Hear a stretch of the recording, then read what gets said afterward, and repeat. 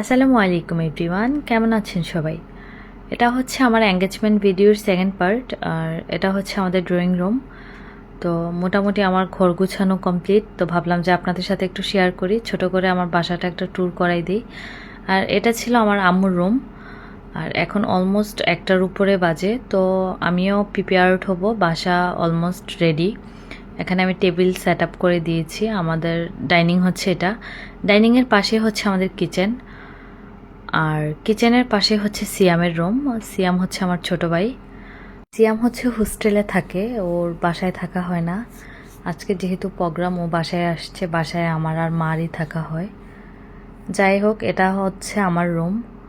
আমার রুমের সব কিছুই হচ্ছে ব্লু। তো আমি অনেক দিন ধরে ভাবছিলাম যে আসলে কালারগুলো চেঞ্জ করব, সময় করে উঠতে পারছি না।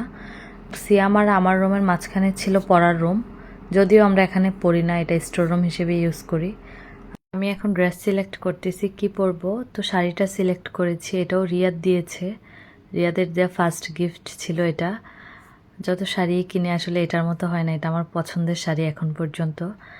আর এখানে নানুকে রেডি করাই দিচ্ছিলাম। নানু বলতেছিল তোকে কি শুধু দেখতে আসবে, আমাকেও সাজুগুজু করাই দে। আর সিয়াম এখানে টিস্যু খুব সুন্দর করে সেট আপ করতেছিল। এই তো আমাদের অলমোস্ট সব কাজ শেষ। আর এখন আমি রিয়াদকে কল দিয়েছি, বলল যে 10 মিনিটস লাগবে। তার মধ্যে হচ্ছে আমরা সব প্লেট রেডি করে ফেলেছি, যেন ওরা আসলে কোনো হ্যাসেল না করতে হয়। সব খাবার অলরেডি সিয়ামের রুমে এনে স্টক করে রেখেছি, যেন ইজিলি আমরা সার্ভ করতে পারি। সিয়ামের রুমের পাশেই ছিল ড্রয়িং রুম। আর তার মধ্যে হচ্ছে দেখলাম